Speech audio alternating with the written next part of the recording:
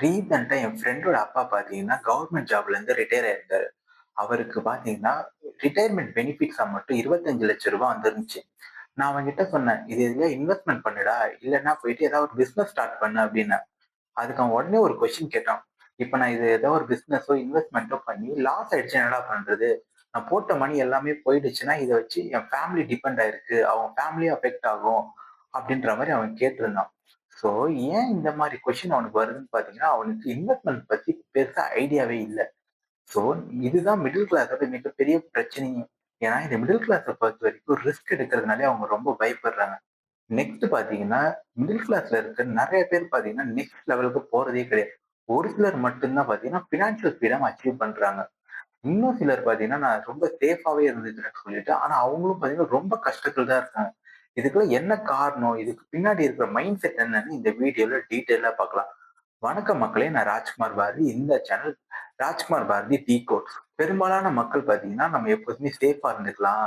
அவங்கள பொறுத்தவரைக்கும் பார்த்தீங்கன்னா, நம்ம வந்து செட்டில் ஆனாலே போதும் அப்படின்னு சொல்லிட்டு இருப்பாங்க. ஆனா, அவங்களோட பாயிண்ட் ஆஃப் வியூல சின்ன வயசுல இருந்து ஒரு விஷயத்த சொல்லிக்கிட்டே இருப்பாங்க.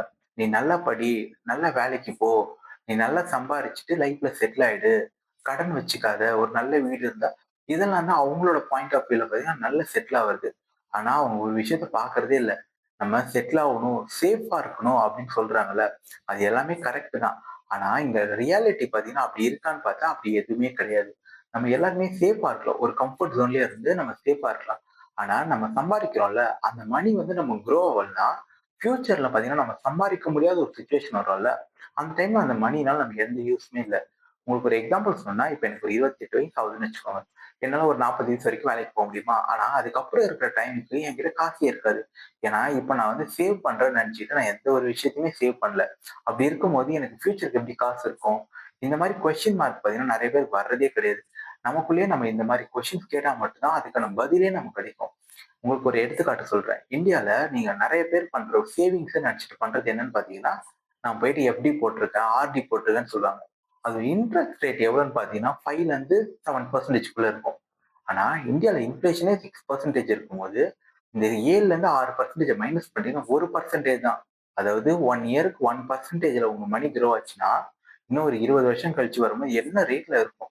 சொல்லப்போனா நீங்க மணிய வந்து நெறைய லூஸ் தான் பண்ணிட்டு இருக்கீங்க. இந்த மாரி விஷயத்த நம்ம வந்து பார்த்தீங்கன்னா, பெருசா கால்குலேட் பண்றதே கிடையாது. ஏன்னா, நமக்கு பினான்சியல் லிட்ரஸி பார்த்தீங்கன்னா, ரொம்ப கம்மியா இருக்கு. நம்ம எல்லாருமே ஒரு இன்ஜினியரிங்கோ, ஆர்ட்ஸ் டிகிரியோ எல்லாமே வாங்கியிருக்கோம். ஆனா, இந்த மாரி பினான்சியல் லிட்ரஸில பார்த்தீங்கன்னா, நம்ம ரொம்ப புவரா இருக்கோம்.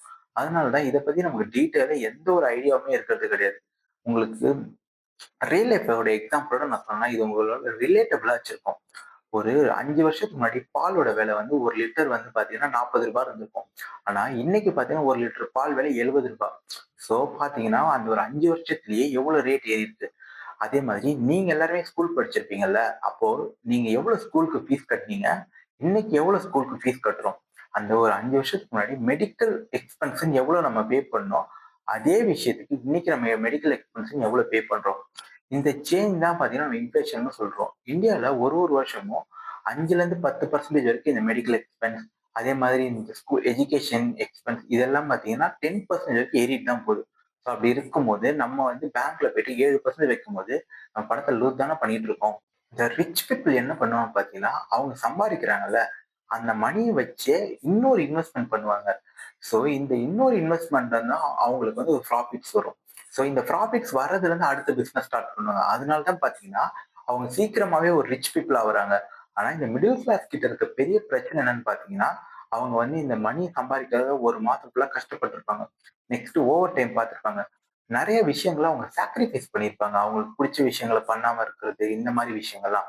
இதனால பார்த்தீங்கன்னா, இந்த சேவ் பண்ணி வர்ற மணி இருக்குல்ல, இந்த மணி அவங்களுக்கு ஒரு ட்ராஃபி மாதிரி. ஏதோ பெரிய விஷயத்துல அவங்க ஜெயிச்ச மாதிரி ஃபீல் பண்றதுனால, இந்த மணிய பார்த்தீங்கன்னா, அவங்க இன்வெஸ்ட்மென்ட் பண்றதுக்கு ரொம்பவே பயப்படுவாங்க. அவங்கள பொறுத்தவரைக்கும் இது வந்து நம்ம எதாவது இன்வெஸ்ட்மென்ட் பண்ணலாம் அப்படின்னு சொன்னாலே, என்ன ரிஸ்க் எடுக்கணுமா? அப்படின்ற மாரி தான் இருக்கும். அவங்களுக்கு இன்வெஸ்ட்மென்ட்டே ஒரு ரிஸ்க் எடுக்கிறது ஒரு டேஞ்சர் சிக்னல் மாரி தான் அவங்க பார்ப்பாங்க.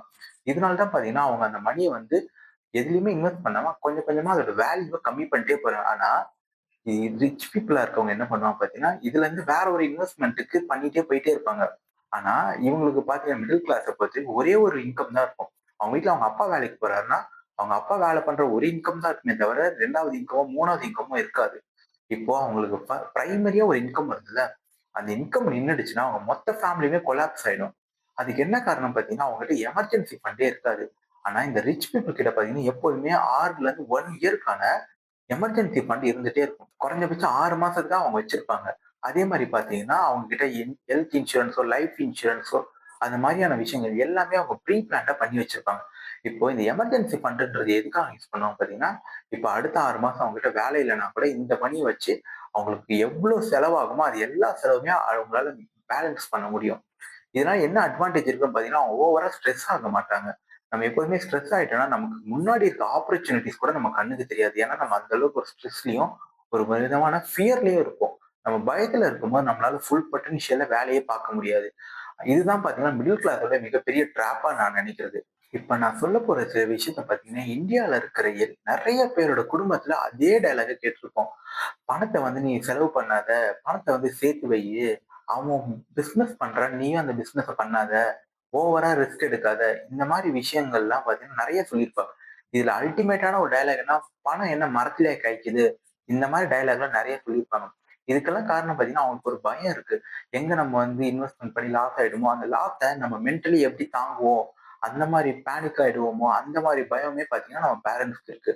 நம்ம என்ன பண்றோம்னா, அவங்க சொல்றத கேட்டுட்டு, அவங்க சொல்றது கரெக்ட் தான். ஆனா, நம்ம அதுக்கான ரைட்டான வேவ ஃபைண்ட் பண்றோமான்னு பார்த்தீங்கன்னா, இல்ல. இங்க சேஃபாவே நெறைய இன்கம் ஜெனரேட் பண்றதுக்கான வழி இருக்கு. எனக்கு இன்வெஸ்ட்மென்ட் பண்ணணும்னு ஆசை இருக்கு. ஆனா, அதுக்காக நான் ஏதாவது கத்துக்கிறேன்னா பார்த்தீங்கன்னா, அத நான் கத்துக்கிறது கிடையாது. நெக்ஸ்ட் பார்த்தீங்கன்னா, நான் ஒரு கன்டென்ட் கிரியேட்டரா மாறலாம். அதுக்கான ஆப்பர்ச்சுனிட்டீஸ் இருக்கு. அதையும் நான் பண்றதில்ல. நெக்ஸ்ட் பார்த்தீங்கன்னா, இந்த மாரி நெறைய விஷயம் இருக்கு. ஆனா, இத நம்ம எதுவுமே ட்ரை பண்றதில்ல. நம்ம என்ன பண்றோம்னா, ஏதோ ஒரு பிசினஸ் பண்ணணும்னு நெனைக்கிறோம். அதுக்கான ப்ரீ ஒர்க் ஏதாவது பண்றோமான்னு கேட்டா பண்றதே கிடையாது. நெக்ஸ்ட் பார்த்தீங்கன்னா, பேரண்ட்ஸ்க்கு என்ன தெரியுமா பயம்? நம்ம மணி லாஸ் பண்ணிடுவோமேன்றத தாண்டி, இந்த ரிலேட்டிவ்ஸ் இருக்காங்கல்ல, இந்த ரிலேட்டிவ்ஸ் முன்னாடி நம்ம தோத்துருவோமோன்ற பயம் பார்த்தீங்கன்னா, நெறைய பேருக்கு இருக்கு. அதனால என்ன சொல்லுவாங்கன்னா, "ஏய் அவங்க ஏதாவது சொல்லுவாங்கடா, இவங்க ஏதாவது சொல்லுவாங்கன்ட்டு, இந்த இன்வெஸ்ட்மென்ட்லாம் வேணாம்டா. இதெல்லாம் ஓவர் ரிஸ்க். இதுல நீ இன்வால்வ் ஆகாத." இந்த மாதிரி சொல்லுவாங்க. ஏன்னா, அவங்களுக்கு அந்த மணி போயிடும்ன்றத தாண்டி, இந்த சொசைட்டிய எப்படி நம்ம ஃபேஸ் பண்றது? அந்த மாரி ஒரு பயம் இருக்கும். அதனால தான் மோஸ்ட் ஆஃப் த பேரண்ட்ஸ் பார்த்தீங்கன்னா வேணாம். ஆல்ரெடி ஆனா, அவங்க ஃப்ரெண்ட்ஸ்லாம் பார்த்தீங்கன்னா, நல்ல சக்சஸ்ஃபுல் பிசினஸ் மேனா கூட இருப்பாங்க.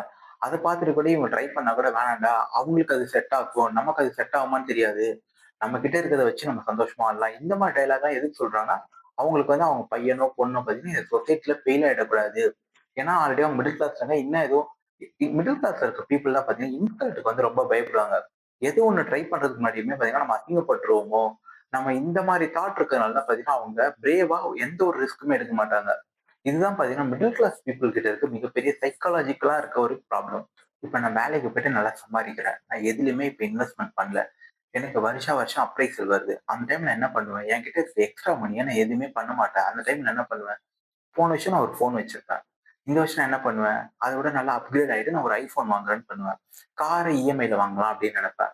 நெக்ஸ்ட் பார்த்தீங்கன்னா, வேற ஏதாச்சும் நமக்கு வீட்டுக்கு தேவையான பொருள் வாங்கலான்ட்டு எல்லாத்தையும் இஎம்ஐல வாங்குவேன். இப்போ நான் எக்ஸ்ட்ரா ஐக் வாங்குனேன்ல, அது எல்லாத்தையும் என்ன பண்றேன்? எனக்கு லைஃப் ஸ்டைல் இன்ஃப்ளேஷன்க்காக லைஃப் ஸ்டைல் இன்ஃப்ளேஷன் என்னன்னு பார்த்தீங்கன்னா, போன வருஷம் ஒரு பொருள் வந்து அதோட நான் இந்த லைஃப் அப்கிரேட் பண்றேன்னு சொல்லிட்டு, அதுக்கு செலவு பண்ண ஆரம்பிச்சு, என்கிட்ட இருக்க எல்லா செலவுமே இந்த மாரி நான் பண்ணிக்கிட்டு இருந்தேன்னா, அதுல எனக்கு எந்த ஒரு சேவிங்ஸும் இருக்காது. ஸோ ஒரு 10, 20 வருஷம் கழிச்சு பார்க்கும்போது, நான் லாஸ்ட் 10 வருஷம் சம்பாரிச்சேன்ல, அதுல எனக்கு ₹1 கூட எனக்கு சேவ் ஆயிருக்காது. ஏன்னா, நான் வர்ற காசெல்லாம் ஏதாவது ஒரு விதமான செலவு பண்ணிட்டே இருப்பேன். லைக் எக்ஸாம்பிள் ஃப்ரிட்ஜ் வாங்குறது, ஏதாவது ஒண்ணு. ஒரு டூர் போறது, நமக்கே தெரியாது எந்த மாரி நம்ம செலவு பண்றோம்ன்ட்டு. அந்தந்த டைம்ல நம்மளால காசு மட்டும் சேவ் பண்ணாம, செலவு பண்றதுல குறியா இருப்போம். ஸோ இந்த மாரி ஆகும்போது பார்த்தீங்கன்னா, இதுதான் பெரிய ரிஸ்க். ஏன்னா, நம்ம கையில காசு இருக்குன்ட்டு நம்ம செலவு அதிகமா பண்ணும்போது, ஒரு ஸ்டேஜ்ல நம்ம கையில காசு இல்லன்னா கூட நம்மளால செலவு பண்ற அந்த பிஹேவியர் இருக்குல்ல, அத குறைக்கவே முடியாது. அந்த டைம்ல என்ன பண்ணுவோம்? ஓகே என்கிட்ட கிரெடிட் கார்டு இருக்குல்ல, நான் கிரெடிட் கார்ட்ல வாங்குறேன்ட்டு எனக்கு 1,00,000 வந்து லிமிட் இருக்குன்னா, நான் ஒரு 80,000 வாங்கியிருப்பேன். ஆனா நான் ரூ. 30,000 தான் கட்டியிருப்பேன். மிச்சத்த என்ன பண்ணுவேன்? அத வந்து நான் இன்ட்ரெஸ்ட் பே பண்ணுவேன். அதே மாரி இதே ரிப்பீட்டட் சைக்கிள் நடக்கும்போது, ஒரு ஸ்டேஜ்க்கு அப்புறம் என்னால அந்த கிரெடிட் கார்டுக்கும் பே பண்ண முடியாது. மினிமம் பேலன்ஸ் கூட பே பண்ண முடியாம, நான் ஒரு ட்ராப்ல மாட்டிப்பேன். அது வந்து பார்த்தீங்கன்னா, இதுவே நான் ப்ராப்பரா இன்வெஸ்ட்மென்ட் பண்ணியிருந்தா, இந்த இஎம்ஐ ட்ராப்லயே மாட்டியிருக்க மாட்டேன். ஸோ இதெல்லாம் பார்க்கும்போது, நம்ம ரிஸ்க் எடுத்து இன்வெஸ்ட்மென்ட் பண்ணோம்னா, இந்த மாரி இதுல மாட்டவே மாட்டோம். நமக்கு ஃபியூச்சருக்கு பார்த்தீங்கன்னா, சேஃப் அண்ட் செக்யூரா இருக்கும். ஒரு 20 வருஷத்துக்கு முன்னாடின்னா, கவர்ன்மென்ட் ஜாப்ல இருக்கிறது தான் ரொம்ப சேஃபான விஷயம் சொன்னாங்க. அதுக்கு அடுத்து பார்த்தீங்கன்னா, ஐடில வேலை பார்க்கிறவங்க மேல ஒரு தனியான ரெஸ்பெக்ட் இருந்துச்சு. ஐடினா ரொம்ப சேஃப் அண்ட் செக்யூர்ன்னாங்க. ஆனா, இப்ப என்னாச்சு ஐடில பார்த்தீங்கன்னா ஏஐ, ஆட்டோமேஷன் இந்த மாதிரிலாம் வந்துச்சு.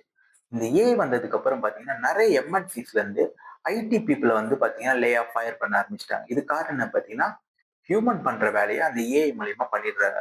ஸோ இங்க பார்த்தீங்கன்னா, எல்லா விஷயத்துக்கும் ஏதாவது ஒரு ரீப்ளேஸ்மென்ட் இருக்கு. ஸோ அப்படி இருக்கும்போது நம்ம நம்ம மணிய வந்து எவ்வளோக்கு எவ்வளோ புரொடெக்ட் பண்ணி, அத குரோ பண்ண வைக்கிறோமோ, அப்பதான் நம்ம ஃபியூச்சர் வந்து பார்த்தீங்கன்னா, சேஃப் அண்ட் செக்யூரா இருக்கும். நெறைய பேர் சொல்லுவாங்க, நான் இப்ப மியூச்சுவல் ஃபண்ட்ஸ்ல நான் இன்வெஸ்ட் பண்ணிடுறேன், இல்ல ஸ்டாக்ஸ்ல இன்வெஸ்ட் பண்றேன்னும்போது, எனக்கு நல்ல ரிட்டர்ன்ஸ் வராம நெகட்டிவ் ஆயிடுச்சுனா என்ன பண்றதுன்ட்டு. எப்போதுமே ஒரு விஷயம் புரிஞ்சுக்கோங்க. ஒரு 6லருந்து 10 வருஷம் நீங்க இன்வெஸ்ட்மென்ட் பண்ணிட்டீங்கன்னா, கண்டிப்பா நீங்க நெகட்டிவ்ல இருக்கவே மாட்டீங்க. ஆனா இங்க என்ன பிரச்சனை பார்த்தீங்கன்னா, நான் நெகட்டிவ் ஆயிடுவேனோ! என் காசெல்லாம் போயிடுமோன்ட்டு நம்ம நெனச்சுக்கிட்டு இன்வெஸ்ட்மென்ட் பக்கமே போறதில்ல. ஃபர்ஸ்ட் நம்ம இன்வெஸ்ட்மென்ட் பண்ணா தானே அது லாஸ் ஆவுதா? ப்ராஃபிட் ஆவுதா? அத நம்ம எப்படி என்ன விதமான இன்வெஸ்ட்மென்ட் பண்ணா நம்ம நல்ல ப்ராஃபிட் பார்க்கலாம்னு யோசிக்க முடியும். எனக்கு ஒரு பழக்கமே இல்லன்னா, என்னால என்ன பண்ண முடியும்? நான் இதுவரைக்கும் காலையில 6 மணிக்கு எந்திரிச்சதே இல்லன்னா, கடைசி வரைக்கும் ஏதாவது ரீசன் சொல்லிட்டு தான் இருப்பேனே தவிர, அந்த எந்திரிக்கணும்னு நெனைக்கவே மாட்டேன். ஸோ இந்த மாரி சில சைக்காலஜிக்கல் பிஹேவியர்னால நம்ம எந்த ஒரு இன்வெஸ்ட்மென்ட்டுமே பண்றதே கிடையாது. ஸோ நம்ம அப்பா, அம்மா என்ன சொல்லியிருப்பாங்க, நான் கஷ்டப்பட்டு உன்ன நல்லபடியா படிக்க வச்சிருக்கேன். நீ நல்லபடியா வேலைக்கு போய் உன்ன பார்த்துக்கணும்னுவாங்க. அவங்க அவ்ளோ கஷ்டப்பட்டு நெறைய ட்ரீம்ஸ் எல்லாம் சாக்ரிஃபைஸ் பண்ணியிருக்காங்க. ஆனா நம்ம அவங்க கஷ்டப்பட்டாங்கல்ல, நம்ம அதுக்கு என்ன பெனிஃபிட் பண்ணியிருக்கோம்? நம்ம ஏதாவது பண்றதுக்கு யோசிச்சிருக்கோமான்னு பார்த்தீங்கன்னா, இல்ல. அதுக்கெல்லாம் என்ன காரணம்னு பார்த்தீங்கன்னா, நமக்கு ஐடியா இருக்கு. ஆனா நம்ம ரிஸ்க் எடுக்கிறது ரொம்ப பயப்படுறோம். நம்ம ரிஸ்க் எடுத்தா மட்டும் தான் இந்த ஜெனரேஷன்ல பார்த்தீங்கன்னா, நம்ம நெக்ஸ்ட் லெவல் போவே முடியும். நம்ம இந்த ரிஸ்க் எடுக்க விடாம தடுக்கிறது பார்த்தீங்கன்னா, அந்த பயம் தான். எங்க நம்ம அப்பா, அம்மா மாரி நம்மளும் கஷ்டப்படுவோமோ அப்டின்ட்டு எப்போதுமே ஒண்ணு தெரிஞ்சுக்கணும். நீங்க ரிஸ்க் எடுத்துட்டீங்கன்னா, மொத வாட்டி கஷ்டமா இருக்கும். ஆனா 2வது, 3வது டைம் போகும்போது நம்ம கண்டிப்பா சக்சீட் ஆயிடுவோம். எப்போதுமே சீக்கிரமா நம்ம ஃபெயில் ஆயிட்டோம்னா, அது ரொம்பவே பெட்டர். ஏன்னா நம்ம ஃபர்ஸ்ட் டைம் சீக்கிரமா நம்ம ஃபெயில் ஆகிட்டோம்னா, அதுலருந்து எப்படி நம்ம ஓவர் கம் பண்ணணும், நம்ம எப்படி வந்து நெக்ஸ்ட் டைம் இந்த தப்புலாம் நடக்காம, நல்ல விதமா இன்வெஸ்ட்மென்ட் பண்ணணும். எல்லாமே நம்ம கத்துப்போம். எப்போதுமே சீக்கிரமா ஸ்டார்ட் பண்றது அதுதான் ரொம்ப இம்பார்ட்டன்ட். இந்த வீடியோ இதுவரைக்கும் உங்களுக்கு ஏதாவது யூஸ்ஃபுல்லா இருந்துச்சுன்னா, இந்த வீடியோக்கு ஒரு லைக் பண்ணுங்க. இந்த சேனல அப்படியே சப்ஸ்கிரைபும் பண்ணிடுங்க. உங்க ஃப்ரெண்ட்ஸ் அண்ட் ஃபேமிலிக்கும் ஷேர் பண்ணுங்க. Thank you.